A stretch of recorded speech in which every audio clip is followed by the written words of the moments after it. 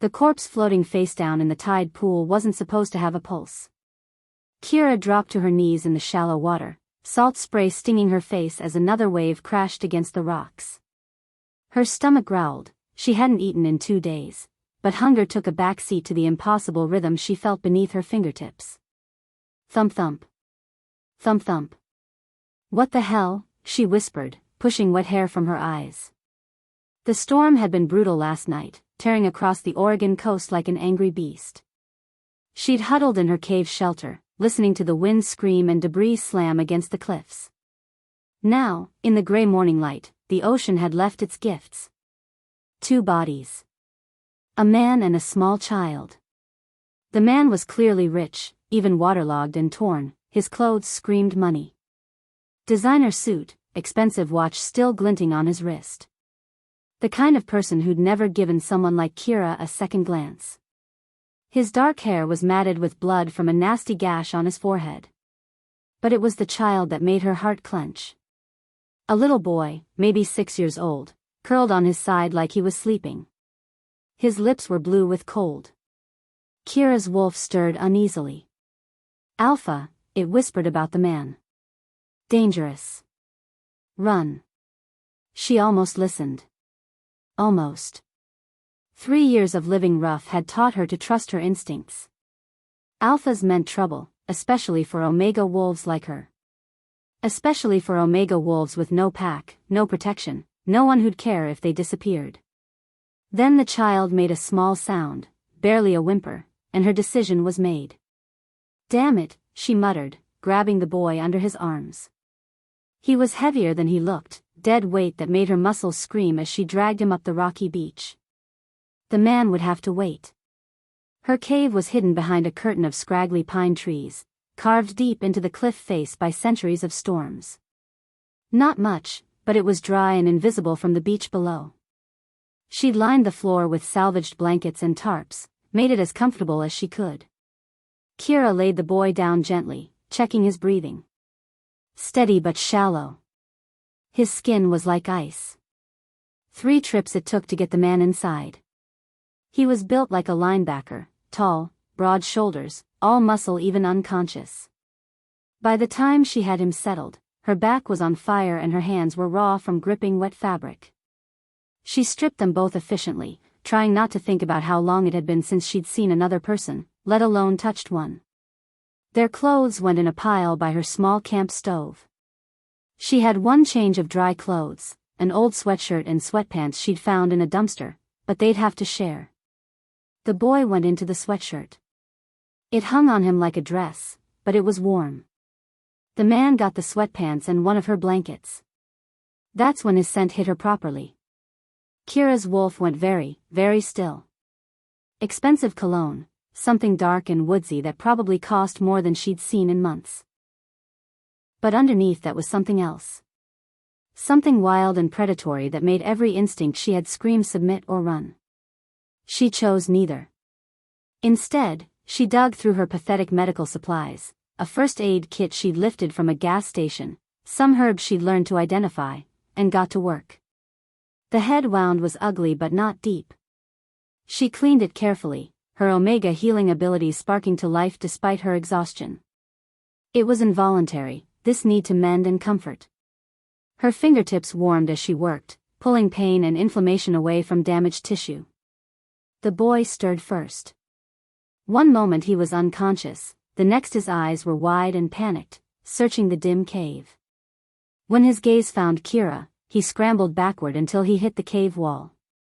Hey, it's okay, Kira said softly, the way she used to talk to scared animals. You're safe. I'm not going to hurt you. Where? His voice was tiny, confused. Where's Papa Damian? He's right here. Kira gestured to the unconscious man. He's sleeping, but he's okay. What's your name? Marcus. He was shivering despite the sweatshirt. Is Papa hurt? A little. But he's strong. He'll be fine. She hoped that was true. Are you hurt anywhere? Your head? Your arms? Marcus shook his head, then winced. My tummy hurts. And I'm cold. I know, sweetheart. Here. She pulled another blanket from her meager pile and wrapped it around his small shoulders. The cave wasn't exactly warm, but it was better than the beach. Are you hungry? His nod was eager, and Kira's heart sank. She had maybe half a can of soup left. Some stale crackers. Not exactly a feast for a growing boy who'd just survived a shipwreck or whatever had put them in the water.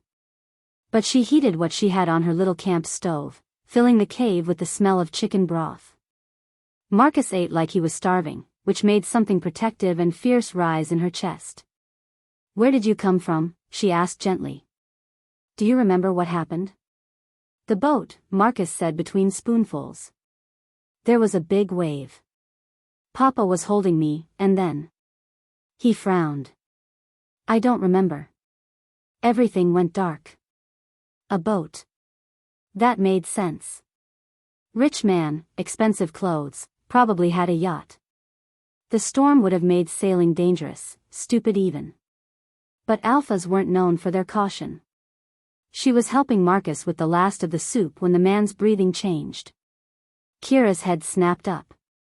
His chest was rising and falling differently now, slower, deeper. Awake breathing, not unconscious breathing. Papa? Marcus whispered. The man's eyes opened. For a second, they were just brown.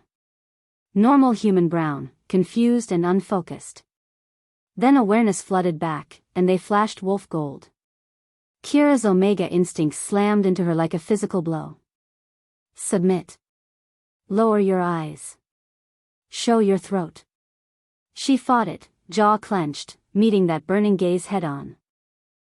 The man sat up in one fluid motion despite his injuries, and his voice was a low, dangerous growl that seemed to come from somewhere deep in his chest. Touch my son again, and I'll destroy you. Chapter 2. Kira didn't flinch. She'd heard worse threats from better alphas. Your son was dying, she said evenly, not moving from where she knelt beside Marcus. I saved his life. You're welcome. Damian's eyes tracked over the cave, taking in her pathetic shelter, her meager supplies, the way his son was wrapped in what looked like second-hand clothes. His nostrils flared, scenting the air, and Kira saw the exact moment he registered what she was. Omega. Alone. Unclaimed. His expression shifted from protective fury to something more complex. Confusion, maybe. Alphas like him didn't expect Omegas like her to stand up to them.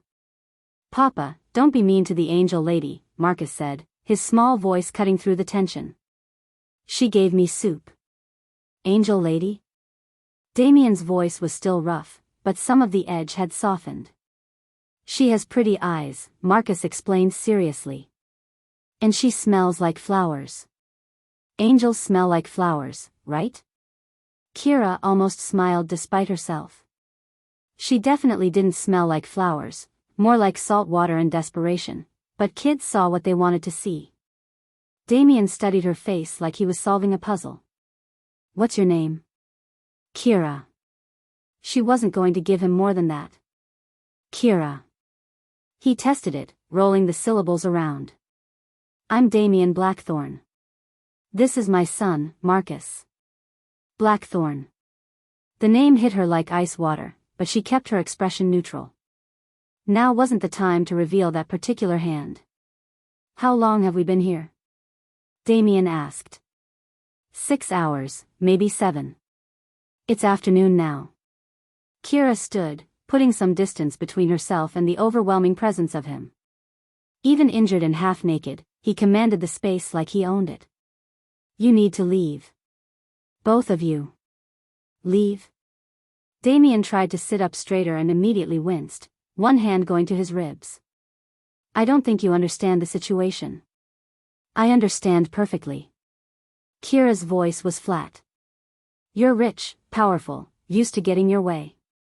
This is charity you didn't ask for from someone you consider beneath you. Your pride is hurt worse than your body. But I don't want your gratitude, and I sure as hell don't want your money. I want you gone. Damian's jaw tightened. It's not that simple. It's exactly that simple. There's a hiking trail half a mile north that leads to the main road. You can call someone to pick you up. With what phone? Damian gestured to his ruined suit. Everything went down with the boat. There's a ranger station. No. The word was sharp, final. No authorities. No rescue services. No one can know we're here. Kira stared at him. What kind of trouble are you in? For a long moment, Damian said nothing. Marcus had curled up against his father's side, small fingers clutching the blanket. The boy was listening, but he looked tired enough to fall asleep again soon. The kind that follows you, Damian said finally. The yacht crash wasn't an accident. Someone tried to kill us both. Papa? Marcus's voice was small. Someone tried to hurt us? It's okay, buddy. Damian's voice gentled as he smoothed his son's damp hair. We're safe now. The angel lady made sure of that. The easy way he acknowledged her help surprised Kira. She'd expected more arrogance, more dismissal of what she'd done. But if someone's hunting you, you can't stay here, she said. This place is hidden, but it's not a fortress. And I won't. Won't what? Fight your battles. The words came out harder than she meant them to. I've done enough. I saved you both. We're even. Damian's eyes sharpened. Even? What do I owe you? Everything, Kira thought. Your son's life. Maybe your own. But she couldn't say that without sounding like she expected payment, and she'd learned long ago that expecting anything from alphas only led to disappointment. Nothing, she said instead.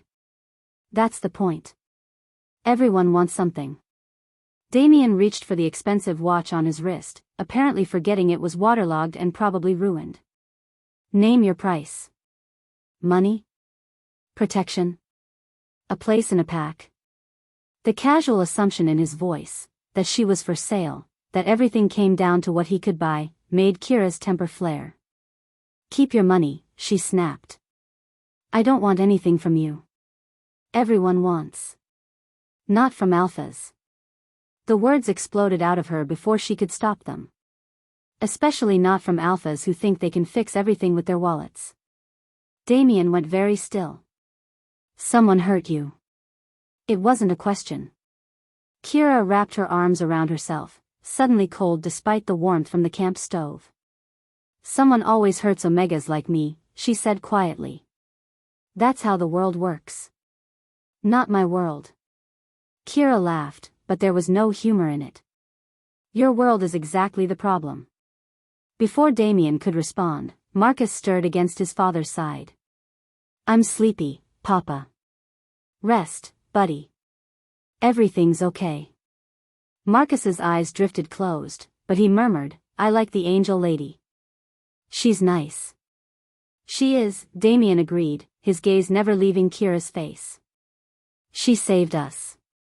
The simple acknowledgement shouldn't have meant anything. Kira had learned not to expect gratitude from the people she helped. But something in his voice, genuine respect, maybe even admiration, made her chest tight. It doesn't change anything, she said. You still need to leave. I can't travel safely with Marcus. Not yet. Damian gestured to his injuries. Give me 24 hours. Let me recover enough to protect him properly. And then what? You walk out of here and forget this ever happened? Then I find out who tried to kill my son and I make sure it never happens again. The cold certainty in his voice should have been reassuring. Instead, it sent a chill down Kira's spine. This was what real alpha power looked like, not the petty cruelty she'd known, but something vast and inexorable. 24 hours, she said finally. Then you're gone. Damian nodded. Thank you. Kira turned away before he could see how those two simple words affected her. She busied herself checking their clothes by the stove, but she could feel his eyes on her. Where's your pack? He asked after a while. Her hands stilled on Marcus's small shirt. I don't have one. Lone omegas don't survive long without protection. I've been managing just fine for 3 years. 3 years? Damian's voice sharpened. What happened 3 years ago? Kira kept her back turned. She didn't owe him her story. Didn't owe him anything. But Marcus was sleeping peacefully for the first time since she'd found him, and Damian had called her an angel. When was the last time anyone had called her anything kind? My pack arranged a mating, she said quietly. An alliance with another pack. The alpha was traditional. He believed omegas should be seen, not heard. Preferably not seen much either. And you refused. I refused. The memory still tasted bitter. So they cast me out. Said I was too willful, too proud. That I'd never be a proper omega wife. They were right. Kira whirled around, ready to fight, but Damian's expression wasn't mocking. You'd never be proper, he continued. You're too strong. Too brave. Any alpha who tried to cage you would be a fool. The words hit her like a physical blow. In 3 years of living rough, no one had ever called her strong. Certainly not brave. Pretty words, she managed. But they don't change reality. What reality is that? That omegas like me end up alone. That alphas like you own the world, and people like me just try to survive in the cracks. Damian was quiet for so long that Kira thought the conversation was over. Then he spoke, his voice carefully neutral. What pack were you born to? Something in his tone made her wary. Why? Just curious. It's not often I meet an omega with your strength of character. Riverside Pack. Up in Washington. She watched his face carefully. You probably never heard of them. Small pack. Mostly loggers and fishermen. Damian's expression didn't change, but something flickered behind his eyes. Recognition, maybe. Or guilt. You're right, he said evenly. I've never heard of them. He was lying. Kira was sure of it. But before she could press him, the sound of engines echoed off the cliff face outside. They both froze. Expecting company? Damian's voice was deadly quiet. Kira shook her head. No one knew about her cave. She'd been careful to keep it secret for 3 years. The engine sounds grew closer, then stopped. Car doors slammed. Voices carried on the wind, too far away to make out words, but close enough to be dangerous. They found us, Damian breathed. He was already moving, gathering Marcus into his arms despite his injuries. How long to pack? Pack what? This is everything I own. Kira grabbed her backpack, shoving in the first aid kit and what little food she had. There's a back way out, but what? It leads down to the water. If they have boats, we'll be trapped. Damian's jaw tightened. How many ways in? Just the one you can see. The back exit is more of an emergency escape route. Then we make our stand here. We? Kira stared at him. This isn't my fight. It is now. They wouldn't have found this place unless they tracked us here. That makes you a witness. A liability. The voices were getting closer. Kira could make out individual words now, professional, clipped orders that made her blood run cold. Sweep the beach. Check every cave, every crevice. They're here somewhere. Bounty hunters, Damian confirmed grimly. Professionals. They won't give up easily. Then we run. Kira shouldered her pack. I know these cliffs better than anyone. We can lose them in the dark. With a 6-year-old? In this weather? Damian shook his head. Marcus won't survive another night in the cold. He won't survive what's coming either. He will if I stop them here. The absolute certainty in Damian's voice made Kira want to believe him. But she'd learned not to trust alphas who made promises they couldn't keep. You're injured, she pointed out. Outnumbered. And I'm guessing they have better weapons than whatever you can improvise from camp supplies. Probably. Damian's smile was sharp, predatory. But they don't know about you. What's that supposed to mean? It means they're tracking one alpha and one child. They're not expecting an Omega who's been surviving on her own for 3 years. An Omega who knows every inch of these cliffs. The voices were almost at the cave entrance now. Maybe 30 seconds before they'd be discovered. Kira looked at Marcus, still sleeping peacefully in his father's arms. 3 years ago, her own pack had thrown her away like garbage. Now she had a choice: run and save herself, or stand and fight beside the alpha whose company had destroyed everything she'd ever known. It shouldn't have been a choice at all. There's a ledge about 10 feet up, she whispered. I can climb it in the dark. Get above them. And then? Then I give you the only advantage we have. Kira pulled a hunting knife from her pack, the one weapon she'd managed to keep through 3 years of running. Surprise. Chapter 3. Kira moved like smoke in the darkness. The ledge was exactly where she'd said it would be, a narrow shelf of rock hidden in the cave's shadows. She pressed herself flat against the stone, knife ready, as the first bounty hunter stepped inside. Professional. Military bearing. The kind of man who killed for money and slept well afterward. Blackthorn, he called out. We know you're in here. Make this easy on yourself. Damian stepped into the light, Marcus cradled protectively in his arms. Even injured, he looked dangerous, all controlled power and lethal intent. How did you find us? His voice was conversational, like they were discussing the weather instead of his imminent death. Your brother sends his regards. A second hunter appeared, flanking the first. Says to tell you business is business. Damian's expression didn't change, but Kira caught the subtle shift in his posture. Betrayal, confirmation of his worst suspicions. Victor always was impatient, Damian said mildly. How much is he paying you? Enough. The first hunter raised his weapon, something military grade that would punch through body armor. Put the boy down. This doesn't have to involve him. We both know that's a lie. It was. Kira could see it in the hunter's stance, the way his partner was positioning for a clear shot. They weren't leaving witnesses. The first hunter's finger moved toward the trigger. Kira dropped from the ledge like an avenging angel. She landed on the second hunter's shoulders, driving her knife down between his neck and collarbone in one fluid motion. He dropped without a sound, and she was already moving, rolling away from his falling body toward the cave wall. The first hunter spun toward her, weapon tracking, but Damian was already there. Even carrying Marcus, he moved with inhuman speed, catching the man's wrist and twisting until bones snapped. The weapon clattered to the ground. 2 more outside, Kira breathed, retrieving the fallen rifle.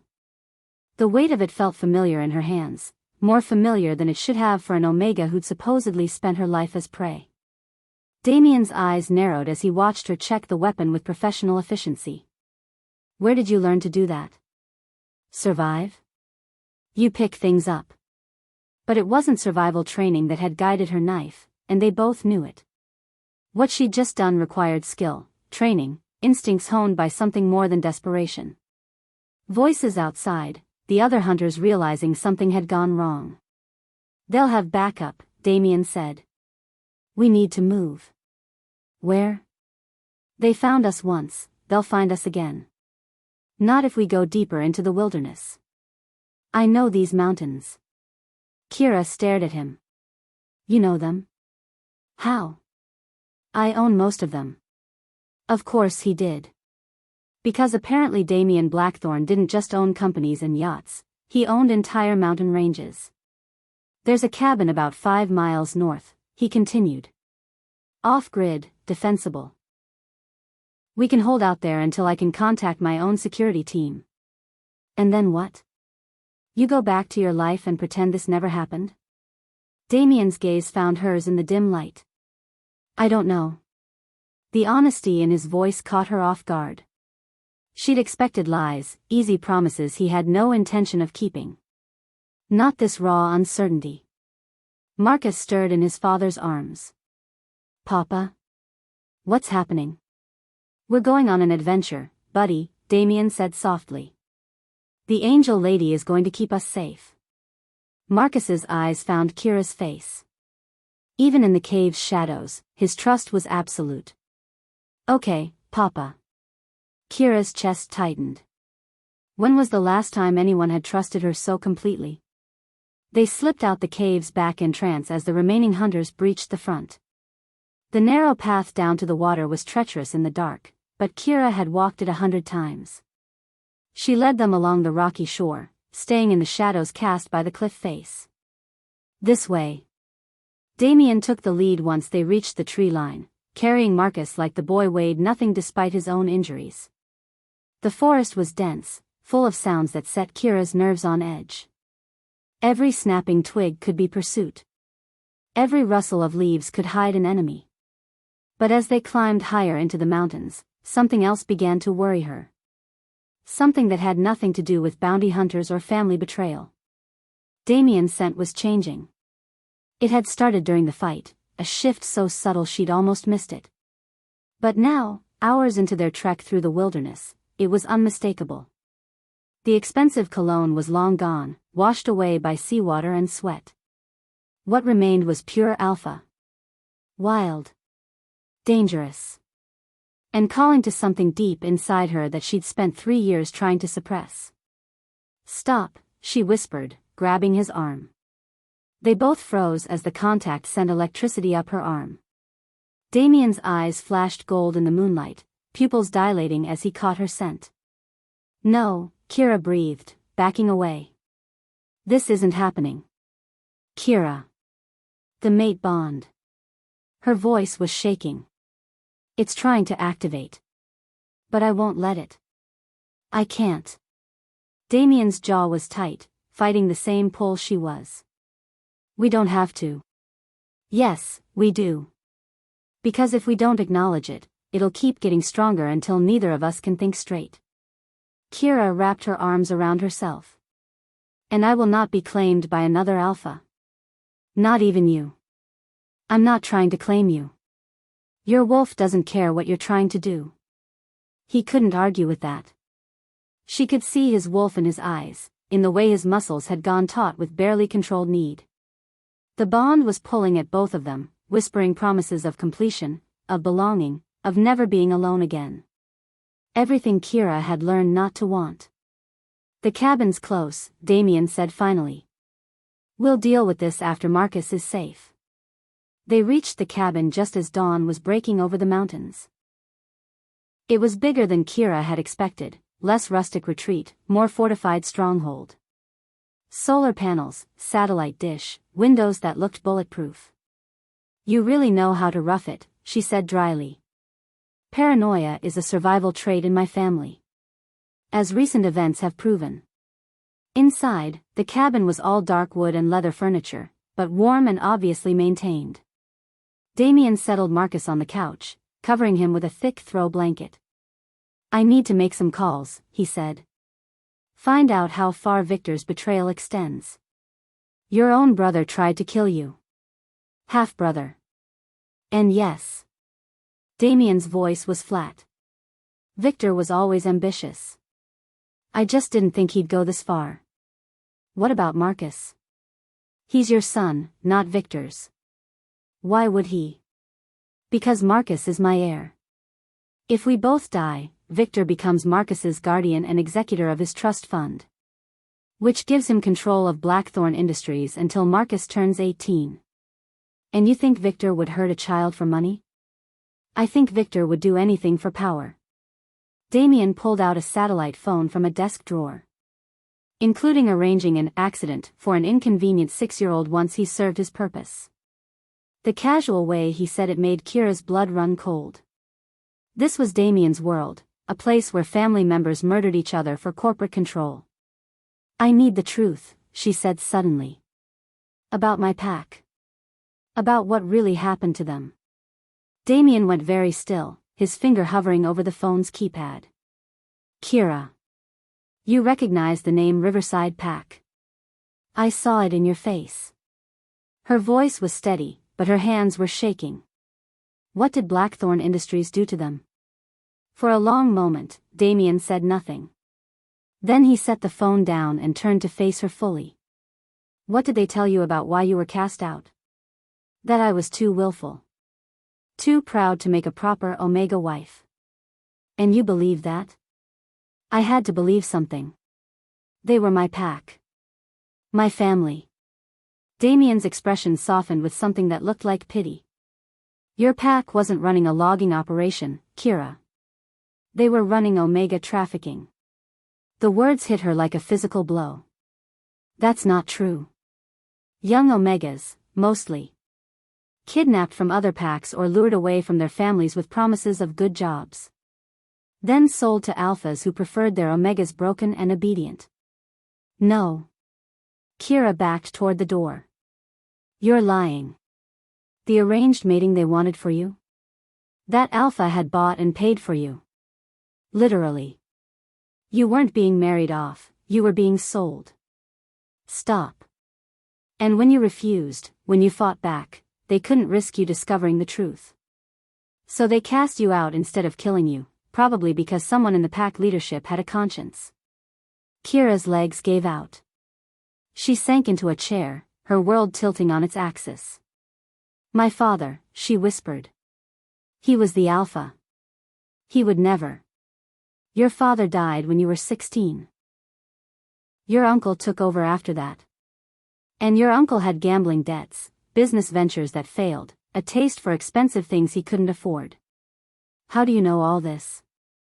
Because I'm the one who shut them down. Damian's voice was quiet, matter-of-fact. Blackthorn Industries has a security division that handles problematic situations.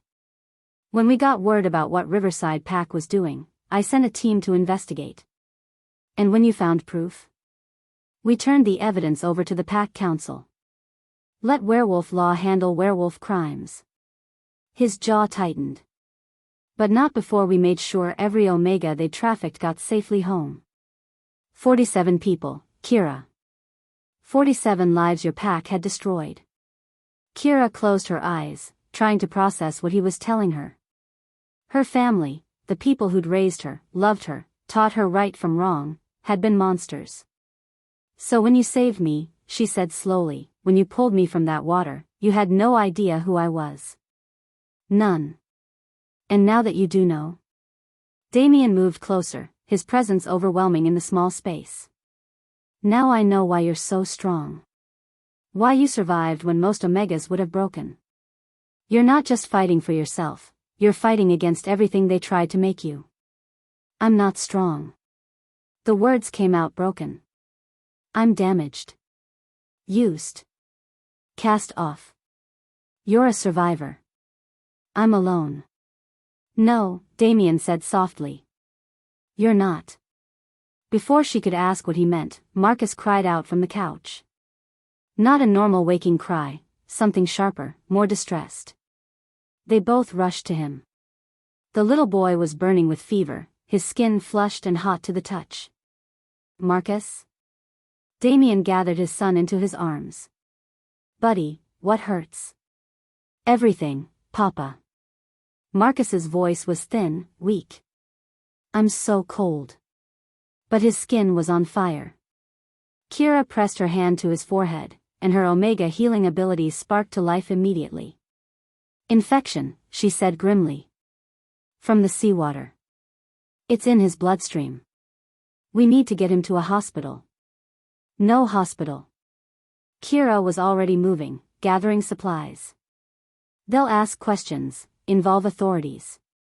And by the time we convince them to treat him without paperwork, it might be too late.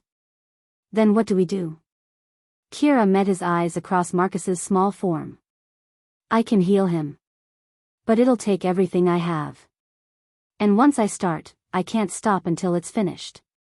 Do it. Damian, you don't understand. If I pour that much healing energy into him, if I go that deep. She took a shaky breath. I'll bond with him. Permanently. The kind of pack bond that can never be broken. What does that mean? It means I'll be tied to him for life. To both of you. I won't be able to leave without causing psychological damage to all three of us. Damian stared at her. You'd be trapped. Yes. With us. Yes. Marcus whimpered, and Damian's face hardened with resolve. Save my son. Kira nodded and placed both hands on Marcus's chest. The healing energy flowed out of her like water from a broken dam, all of it, everything she had. She felt the bond forming even as she worked, invisible threads connecting her to the child's life force, weaving them together until she couldn't tell where she ended and he began. Marcus's fever broke just as Kira collapsed. Damian caught her before she hit the floor, and the contact sent the mate bond surging between them. But it was different now, not just attraction, but something deeper. She could feel Marcus too, sleeping peacefully, their newly formed pack connection humming with contentment. It's done, she whispered. Kira. I know. I can feel it too. The bond between the three of them was undeniable now. Father, son, and the Omega who'd saved them both. Outside, the sound of vehicles approaching made them both freeze. Damian moved to the window, still supporting Kira's weight. A convoy of black SUVs was pulling up the mountain road. Victor, he said grimly. A man emerged from the lead vehicle, tall, dark-haired, with Damian's features but colder eyes. He was flanked by armed men, professional soldiers who moved like they'd done this before. Victor Blackthorne walked to the cabin's front door and knocked politely. Hello, brother, he called out. We need to talk. Damian helped Kira to a chair, checking that Marcus was still sleeping safely on the couch. Then he opened the door. Victor. Damian. You're looking well for a dead man. Victor's smile was sharp. Though I hear you've been slumming it with the locals. His gaze found Kira, and his expression shifted to something calculating. And this must be the Omega who's been causing all the trouble. Victor stepped uninvited into the cabin. Ms. Rivers, I presume? Formerly of the Riverside Pack? Kira's blood turned to ice. He knew exactly who she was. I have a proposition for you, my dear, Victor continued smoothly. $1 million. Cash. Transferred to any account you name. I don't want your money. Oh, but you do. Because the alternative is watching your new pack die very slowly. Victor gestured to his men outside. All you have to do is hand over little Marcus and walk away. Pretend this never happened. And if I refuse? Victor's smile turned predatory. Then I'll be forced to demonstrate what happens to people who interfere with Blackthorne family business. Kira looked at Marcus, sleeping peacefully on the couch. At Damian, standing protective and proud despite being outnumbered 10-1. The pack bond hummed between the three of them, new, fragile, but already stronger than anything she'd ever felt. 1 million, Victor repeated. Final offer. Chapter 4. Kira stood slowly, her body still weak from healing Marcus. The pack bond thrummed with life, connecting her to both father and son in ways she was only beginning to understand. No, she said simply. Victor's eyebrows rose. I'm sorry. I said no. Kira moved to stand beside Damian, facing Victor together. Keep your money. Keep your threats. I'm not leaving. How touching. Victor's voice dripped false sympathy. You've known them for what, 3 days? And you're willing to die for strangers? They're not strangers anymore. Kira, Damian said quietly, his hand finding hers. You don't have to do this. I can reject the mate bond. Break the connection. It would free you. She stared at him. And kill us all slowly in the process. Better slowly than quickly. You'd have time to get away, start over somewhere else. Without you. Without Marcus. Without the burden of us, yes. Kira turned to face him fully. Is that what you think this is? A burden? Damian's expression was carefully controlled, but she could feel his emotions through the bond: guilt, fear, desperate love he was trying to hide. "I think you've been hurt enough by alphas who claimed ownership over you," he said. "I won't be another one. What if I want to be claimed?" The words hung in the air between them. Victor made a sound of disgust. How revolting. An Omega who's deluded herself into thinking she matters. His eyes went hard. "Since you won't take the easy way, we'll do this the hard way." He raised his hand, and his men began moving toward the cabin. "Wait." Damian stepped forward. "This is between us, Victor. Leave them out of it." "Sorry, brother. But your little family here represents a complication I can't allow." Victor's smile was sharp. "The Omega especially. Do you have any idea what she is?" "She's under my protection. She's a pack mother." The words hit the cabin like a physical blow. Damian went very still beside Kira. "Impossible," he breathed. "Is it?" Victor's gaze fixed on Kira. "Tell me, dear, have you always been unusually good at healing? At calming conflicts? At making others feel peaceful in your presence?" Kira's mouth went dry. She had always been good at those things. Even as a child, injured animals had sought her out. Pack disputes had quieted when she entered a room. "Pack mothers are myth," Damian said firmly. "Are they? Then explain how she bonded with your son so easily. How the mate connection between you two is already stronger than bonds that take years to develop."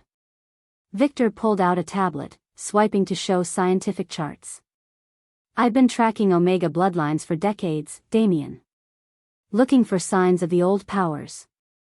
And this little Omega carries the purest pack mother genetics I've seen in 50 years. What does that mean?" Kira asked, though she dreaded the answer. "It means you're not just capable of healing individuals, you can heal entire supernatural communities. Bind them together in ways that make them stronger, more unified. More powerful." Victor's eyes gleamed. "It's why your birth pack tried to control you. They knew what you were, even if they didn't fully understand it. And you want to use her the same way," Damian said flatly. "I want to study her. Learn how the gift works. And then yes, use it to build the strongest pack network in North America." Victor gestured to his men. "Imagine it, Damian. Instead of competing with other supernatural groups, we could bind them all together under Blackthorn leadership. Over my dead body. That can be arranged." Victor nodded to his men, and they raised their weapons. But before anyone could fire, Marcus stirred on the couch. "Papa?"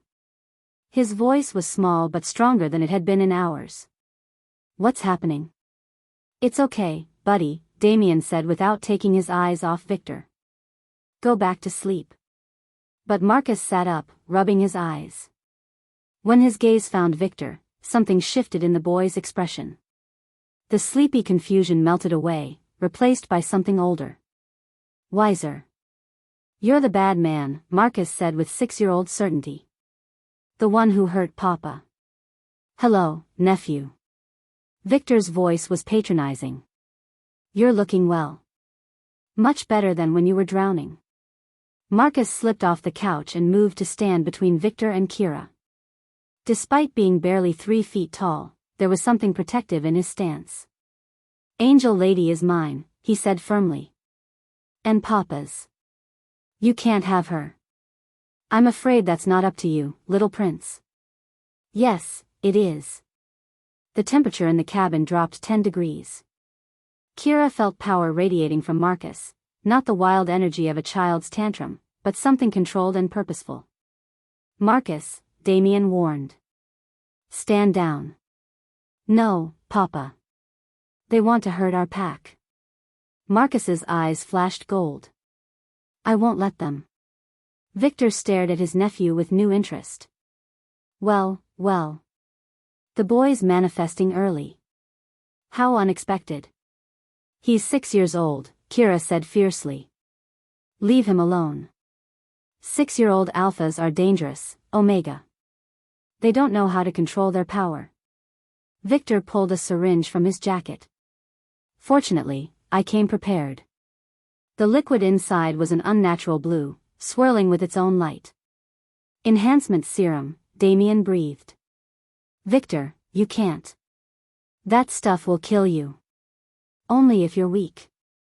Victor injected the serum into his arm without hesitation. I've been building up tolerance for months. The change was immediate and horrifying. Victor's muscles bulged, his eyes went completely gold, and a low growl rumbled from his chest. When he smiled, his canines had elongated into proper fangs. Now then, he said, his voice deeper, more animal than human. Let's discuss terms again. He moved faster than should have been possible, crossing the cabin in a heartbeat. Damian barely got his arms up before Victor's claws raked across his chest, sending him crashing into the wall. Papa! Marcus cried out. Kira stepped between Victor and the boy, knowing she was completely outmatched but unable to do anything else. The pack bonds screamed at her to protect them both, to put herself between danger and her family. Her family. The realization hit her like lightning. Somewhere in the past 3 days, that's what they'd become. Not because of biology or mystical bonds, but because they'd chosen each other. Because they'd fought for each other. Because they'd stayed. You want a pack, mother? Kira said, facing down the enhanced alpha without flinching. Then you get all of me. Including the part that will never, ever submit to you. She reached for the pack bond, not to heal this time, but to strengthen. Power flowed through the connection, to Marcus, whose young alpha abilities suddenly steadied and focused, and to Damian, who rose from the floor with renewed strength. Impossible, Victor snarled. You're an Omega. You can't. I'm not just an Omega. Kira's voice rang with newfound certainty. I'm their Omega. Their pack mother. And you threaten my family at your own peril. The cabin filled with golden light as the pack bond solidified completely. Not the desperate connection formed during Marcus's healing, but something chosen. Something embraced. Marcus stepped up beside her, his small hands slipping into hers. Power flowed between them, his alpha strength bolstered by her pack mother abilities, her healing nature protected by his innate dominance. Damian flanked her other side, and the three-way bond snapped into perfect alignment. Victor hesitated for the first time, some primal instinct warning him that the dynamics had shifted. A true pack bond, he breathed. I've only read about them in the oldest texts. Then you know you can't win, Damian said. His injuries were already healing, Kira's power flowing through the bond to mend torn flesh and broken ribs. Not against a complete pack. Maybe not, Victor admitted. But I can still take you all down with me. He lunged again, but this time they were ready. Marcus's alpha power pinned Victor's legs, while Damian caught his arms. Kira placed her hands on Victor's forehead and poured healing energy into him, not to harm, but to purge. The enhancement serum fought back, burning through her like acid. But the pack bond held her steady, Damian and Marcus lending her their strength as she worked to save a man who'd tried to destroy them. Victor collapsed, the blue poison drained from his system. Without the enhancement, he looked smaller. Older. Broken. You should kill me, he said quietly. It's what I would do. I know, Damian replied. That's the difference between us. I can't let this go, Damian. The company, the power, it's all I have. Then find something else. Because if you come after my family again, I won't be so merciful. Victor's laugh was bitter. Family. You always were sentimental. No, Kira said softly. He's practical. Pack bonds make us stronger, not weaker. That's what you never understood. Victor's men had fled when the golden light appeared, abandoning their enhanced leader to his fate. Victor struggled to his feet, moving like an old man. This isn't over, he said. Yes, it is. Damian's voice carried absolute authority. You're exiled from Blackthorn Industries, from Pack territory, from any holdings or assets connected to the family name. I'll transfer enough money to keep you comfortable, but you stay away. Forever. And if I refuse? Then next time, I won't stop her from healing you to death. Victor looked at Kira with something that might have been respect. Pack mother, he said. The old texts say your kind can reshape the supernatural world. The old texts say a lot of things, Kira replied. I'm more interested in reshaping this world. Starting with making it safe for people like me. Victor nodded slowly, then walked out of the cabin without another word. Will he stay away? Kira asked. He's a coward without his enhancements, Damian said.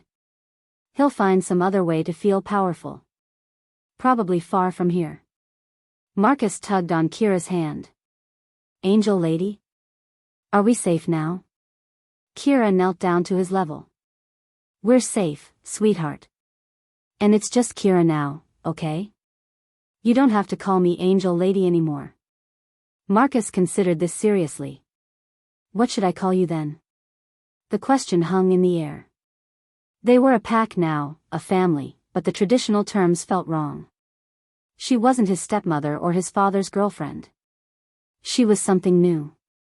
Whatever feels right to you, she said finally. Okay. Marcus smiled, the expression transforming his entire face. Can we go home now? The real home? Where's home? Kira asked. Wherever we're all together, Marcus said with the simple wisdom of childhood. Damian's arms came around both of them, and Kira felt the rightness of it settle into her bones. For 3 years, she'd been running from the idea of belonging to someone. But this wasn't ownership, it was choice. It was choosing to stay, choosing to fight, choosing to build something better. There's work to do, Damian said quietly. If you really are a pack mother, if you can help heal supernatural communities. We'll figure it out, Kira said. Together. The Blackthorn Foundation already funds several Omega shelters, Damian continued. We could expand that. Create real safe havens. Places where people like you can heal and find new packs. People like us, Kira corrected. I'm not the only one who's been cast out, abandoned, hurt by the system. There are alphas and betas who need healing too. A new kind of pack, Damian mused. Built on choice instead of tradition. Built on love instead of power, Kira added. They spent the next hour planning, their voices mixing with the crackle of the fire as they dreamed of a better world.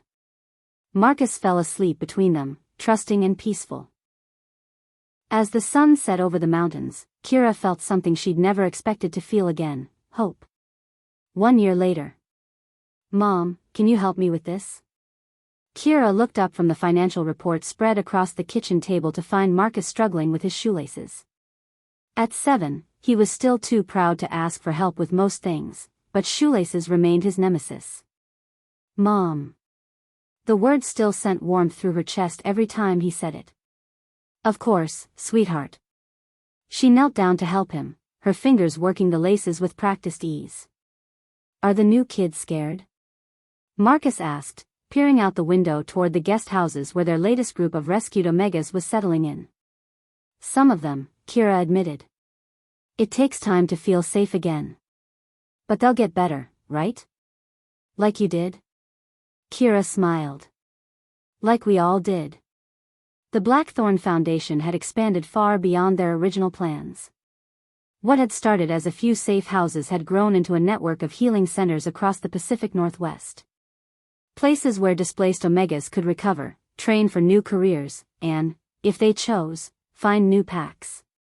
Damian walked into the kitchen carrying a stack of letters. More applications, he said, setting them on the table. 3 Omega teachers who want to start a school, a group of betas looking to establish a trading cooperative, and an alpha who wants to fund a medical clinic. An alpha? Kira raised an eyebrow. One whose daughter was trafficked by her birth pack. She survived, but he wants to make sure other families don't go through what they did. Then we'll find a place for him. That was their way now. Everyone who came to them genuinely wanting to heal, to help, to build something better was welcome. It didn't matter what they were, alpha, beta, or omega. What mattered was their heart. Oh, I almost forgot. Damian pulled an envelope from his jacket. This came from Victor. Kira's stomach tightened. They hadn't heard from Damian's brother since his exile. What does he want? Read it.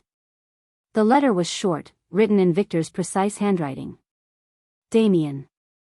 I've been working with a pack rehabilitation center in Alaska, helping alphas overcome enhancement addiction. It turns out I have experience with the subject. I know this doesn't make up for what I did, but I wanted you to know that I'm trying to be better. Give my nephew my love. Victor. He's really changed? Kira asked. People can change, Damian said. If they choose to. Marcus finished with his shoes and bounded toward the door. Can I go show the new kids my fort? Stay where we can see you, Kira called after him. She watched through the window as Marcus ran toward a group of young Omegas who were sitting nervously on the porch steps. Within minutes, he had them laughing, his natural alpha charisma put to use, making others feel welcome instead of dominated. He's going to be a good leader someday, Damian said, following her gaze. He's going to be a good man, Kira corrected. The leadership will follow naturally. Damian's arms slipped around her waist from behind, and she leaned back against his chest. The mate bond hummed between them, stronger now than ever. Not because of mystical pack mother abilities or alpha dominance, but because they'd chosen each other every day for a year. Any regrets? He asked quietly. Kira thought about the question seriously. A year ago, she'd been alone, homeless, convinced that she was broken beyond repair. Now she was building something beautiful from the ashes of her old life. Just one, she said finally. What's that? I wish I could go back and tell that scared Omega in the cave that home was never a place. She turned in his arms, meeting his eyes. It was always the people who choose to stay. Outside, Marcus's laughter carried on the wind, mixing with the voices of the other children. Their pack had grown beyond just the three of them now, dozens of people who'd found family in the most unlikely places. Kira had spent 3 years running from the idea of belonging to someone. Now she understood the difference. She didn't belong to them. They belonged to each other. And that made all the difference in the world. Epilogue, 5 years later. The morning sun streamed through the kitchen windows of what had once been Damian's mountain cabin but now served as the heart of Blackthorn Haven, a sprawling community of interconnected buildings nestled in the Oregon mountains. Kira stood at the stove, making pancakes for what felt like half the county, while the sounds of a busy household filled the air around her. Mom, Tommy says wolves can't really turn into people, but I told him that's silly because Papa does it all the time. 12-year-old Marcus sat at the breakfast bar, swinging his legs and talking a mile a minute. Can I show him? Please? He thinks I'm making it up.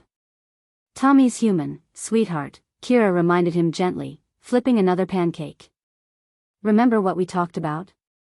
Not everyone knows about our world, and that's okay. But it would be so much easier if they did. Then I wouldn't have to pretend I can't smell that he had fish sticks for dinner last night, or that I don't know exactly when he's lying about finishing his homework. Kira laughed. Marcus had inherited his father's sharp instincts along with a 12-year-old's complete lack of filter. Part of growing up is learning when to use your gifts and when to give others their privacy. That's what Papa always says too. Marcus sighed dramatically. Being responsible is hard. But necessary, came Damian's voice from the doorway. He looked exactly the same as he had 5 years ago, except for the laugh lines around his eyes and the way he moved with complete contentment instead of guarded wariness. Good morning, beautiful. He dropped a kiss on Kira's cheek before ruffling Marcus's hair. And good morning to you too, future alpha who definitely didn't try to sneak out at dawn to go fishing without permission. Marcus had the grace to look sheepish. How did you know? Your boots are still wet, and you smell like the creek. Damian grabbed a cup of coffee and leaned against the counter. Next time, just ask. I would have gone with you. Really? Really? But only if your homework's done first. Ugh, fine. Marcus slumped forward dramatically. I'll finish the math after breakfast. The kitchen door burst open, and 3 voices called out in unison, "Morning, Mom." "Morning, Dad." "Morning, Marcus." Kira's heart swelled as it did every time she heard those words. The 3 teenagers who just bounded into the kitchen weren't hers by blood, but they were absolutely hers by choice. Sophie, now 16, had been one of their first rescues, a Omega girl whose pack had tried to sell her to settle gambling debts.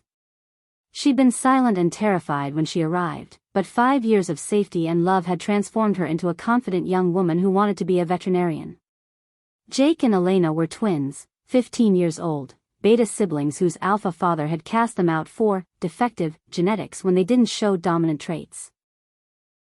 Now Jake was the best mechanic in 3 counties, and Elena had a gift for growing things that bordered on magical. Pancakes. Elena cheered, sliding into a chair beside Marcus. "I love Saturdays. Every day is Saturday when you don't have to go to regular school," Sophie pointed out, stealing a piece of bacon from the platter Kira was preparing. "Homeschooling is still school," Jake protested. "I have a calculus test on Monday that's going to destroy my soul." "Drama queen," Elena said fondly. "You love calculus and you know it." Kira watched the easy banter between her children, because that's what they were now, officially and legally, and marveled at how normal it all felt. 5 years ago, she'd been alone in a cave, convinced she was too broken to ever be part of a family. Now her biggest worry was whether she'd made enough food for the breakfast crowd. "Where's everyone else?" Damian asked, settling at the table with his coffee. "Sarah's taking the morning shift at the clinic," Sophie reported. "Dr. Martinez said she's the best apprentice healer he's ever worked with. And before you ask, yes, she's eating properly. I made her a sandwich to take with her." Sarah was another of their kids, a 20-year-old Omega who'd been rescued from a trafficking ring 2 years ago. She'd been so traumatized when she arrived that she hadn't spoken for 6 months. Now she was training to be a supernatural healer, specializing in trauma recovery. "The construction crew's already at the new dormitory site," Jake added. "They want to pour the foundation today while the weather's good. I'm heading over after breakfast to help with the electrical planning." The new dormitory was their latest project, a facility designed specifically for Omega families, with apartments sized for parents and children rather than single occupants. They'd learned over the years that many of the Omegas who came to them weren't alone. They were mothers and fathers fleeing bad situations with their children in tow. "And I'm working in the greenhouse all morning," Elena said. "The winter vegetables need transplanting, and Mrs. Chen wants to expand the herb garden for the clinic."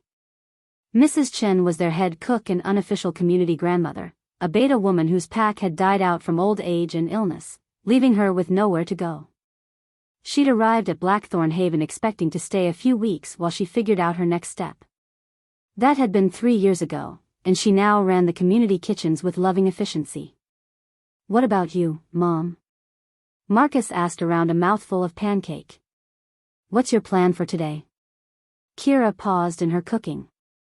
Even after all this time, she still got a little thrill when the kids asked about her plans like she was a real person with important things to do, instead of just someone who existed to serve others. "I'm meeting with the social worker from Portland," she said. "We have 3 new arrivals coming next week.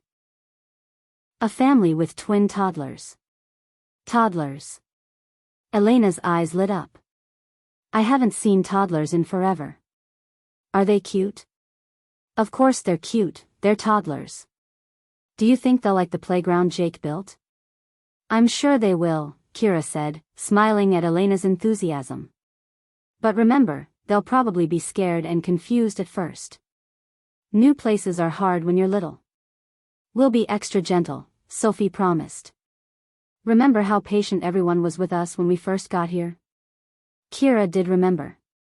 Those early days when every new child who arrived seemed to carry the weight of the world on their small shoulders. When trust was something that had to be earned slowly, carefully, with actions rather than words. Now Blackthorn Haven housed 43 people across 12 family units, with more requests for placement every week. They'd expanded from the original cabin to include dormitories, family apartments, a school building, a medical clinic, workshops for various trades, and recreational facilities. It looked more like a small college campus than a refuge, which was exactly what they'd hoped for. Speaking of new arrivals, Damian said, pulling an envelope from his jacket pocket. This came yesterday. Another request from the Pack Council. The Pack Council, the governing body for werewolf communities across North America, had initially been skeptical of Blackthorn Haven. A community that welcomed displaced supernaturals regardless of their designation or past. Led by an Omega who'd been cast out and an Alpha who'd rejected traditional power structures. It had seemed too radical to work. 5 years later, they were requesting consultation on setting up similar communities across the continent. Where this time? Kira asked, wiping her hands on a dish towel. British Columbia. There's a pack up there that's been struggling with integration issues, too many lone wolves, not enough resources, conflicts between traditional and progressive members. Damian opened the letter. They want us to come assess the situation and make recommendations. Road trip. Marcus cheered. Can we see the Northern Lights? I've always wanted to see the Northern Lights. It'll be a working trip, buddy, Damian warned. Lots of meetings and paperwork. But also Northern Lights? Possibly also Northern Lights. Kira felt the familiar flutter of nerves that came with these consultation requests. 5 years ago, she'd been an Omega with no pack, no home, no future. Now she was considered an expert in supernatural community building, traveling around the continent to help other groups create safe, inclusive spaces.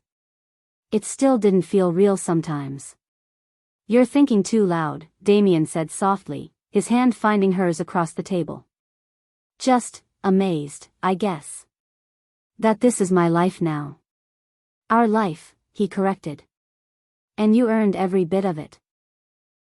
Before Kira could respond, the kitchen door opened again, and a familiar voice called out, I hope someone saved me breakfast, because I'm starving.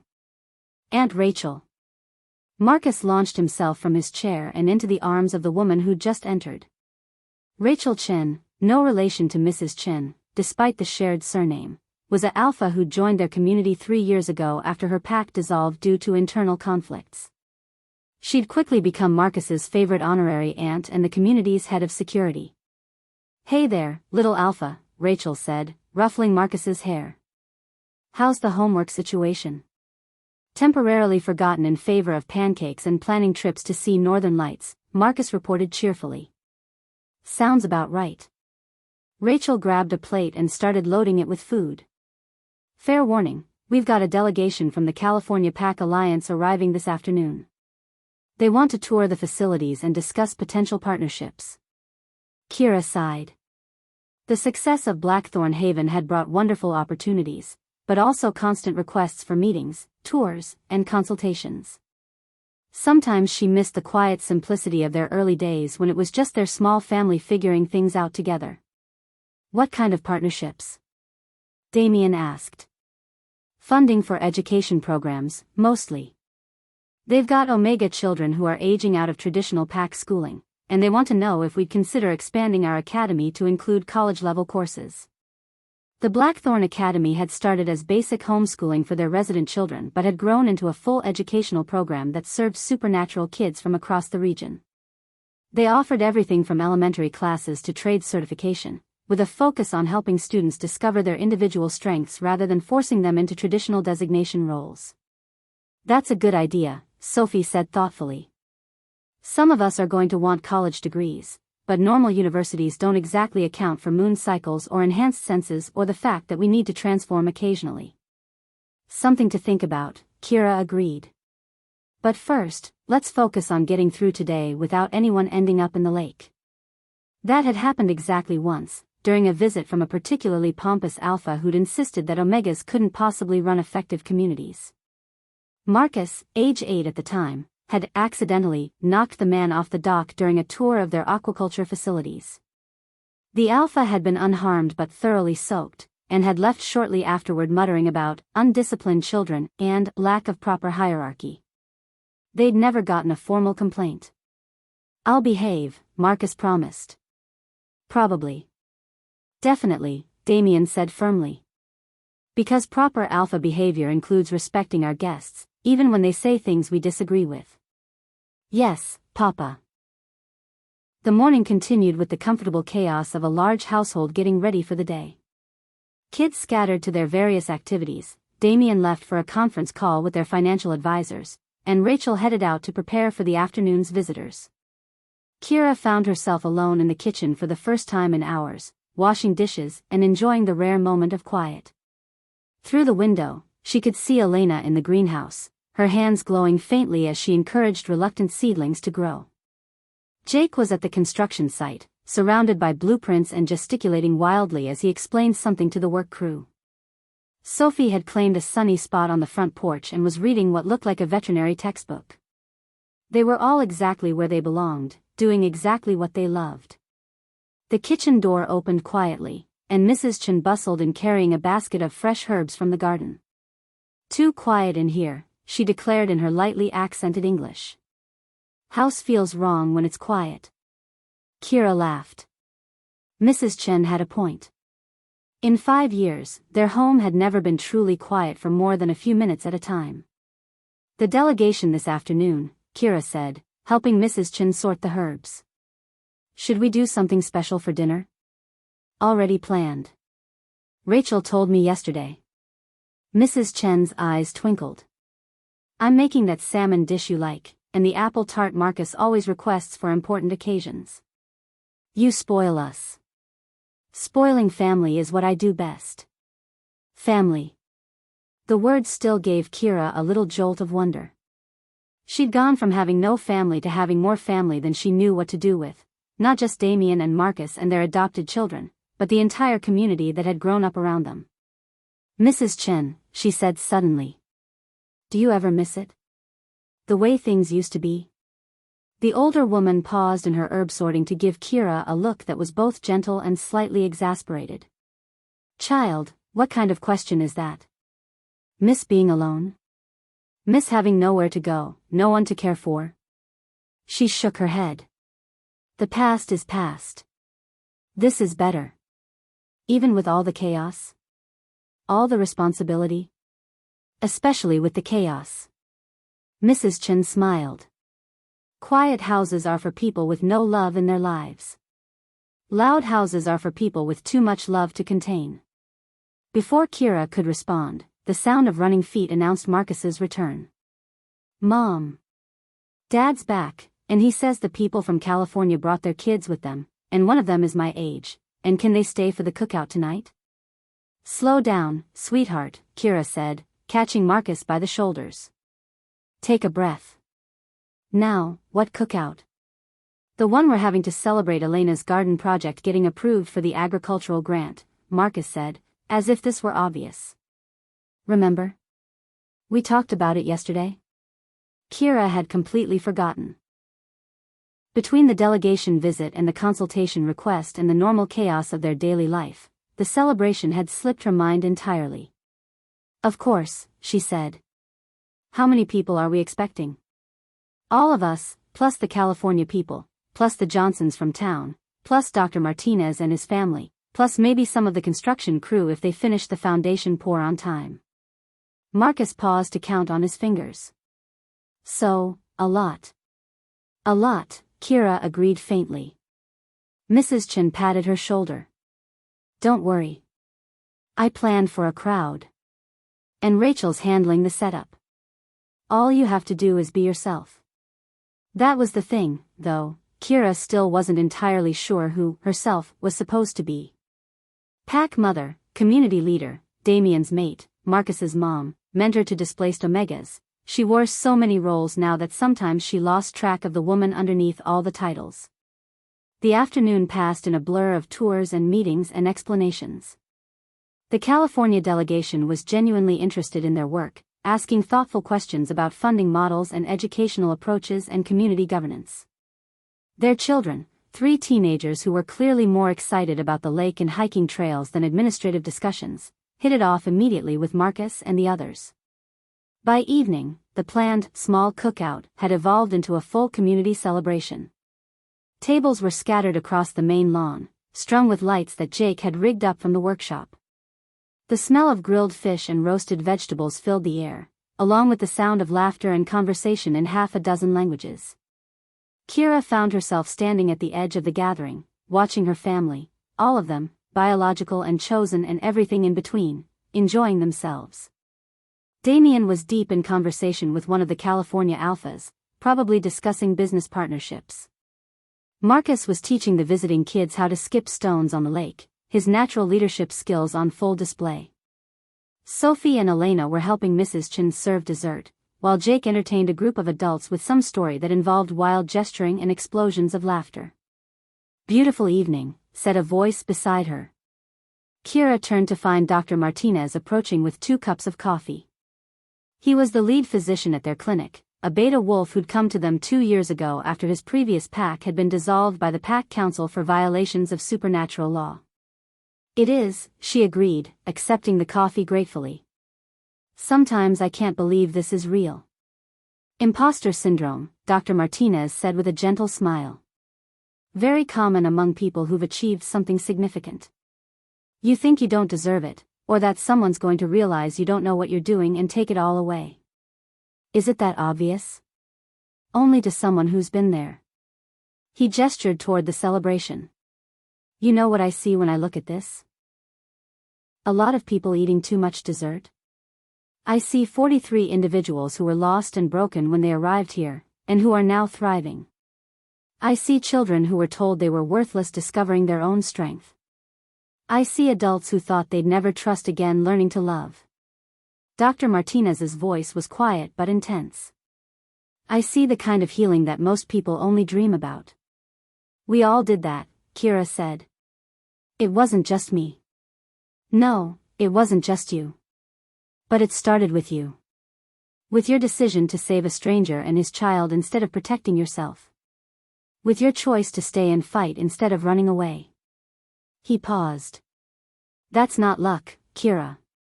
That's not accident. That's you choosing to be who you really are, over and over again."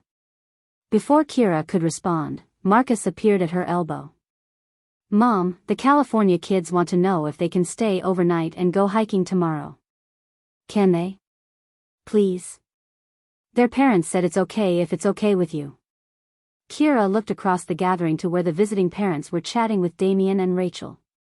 They looked relaxed, comfortable, like they trusted their children to her care. "Of course they can stay," she said. "We'll set up sleeping bags in the common room." "Yes." Marcus pumped his fist in the air. "This is going to be the best weekend ever." He ran off to share the good news, and Dr. Martinez chuckled. "See what I mean? You just made 5 teenagers' weekend by saying yes to a sleepover. That's not complicated community leadership, that's just being a good mom." "A good mom," Kira repeated softly. "The best mom," came Damian's voice from behind her. She turned to find him approaching with that particular smile that still made her heart skip even after 5 years together. "How did the meetings go?" she asked. "Productive. They want to fund a pilot program for supernatural college courses, and they're interested in replicating our community model in 3 other locations." He slipped his arms around her waist. "But more importantly, they kept talking about how impressed they were with our leadership team. Apparently we've built something special here." "We've built something necessary," Kira corrected. "There are so many people out there who need what we offer. And there are so many communities ready to learn from our example." Damian's expression grew serious. "I know it's overwhelming sometimes. The constant requests, the pressure to be perfect, the feeling like everyone's watching us.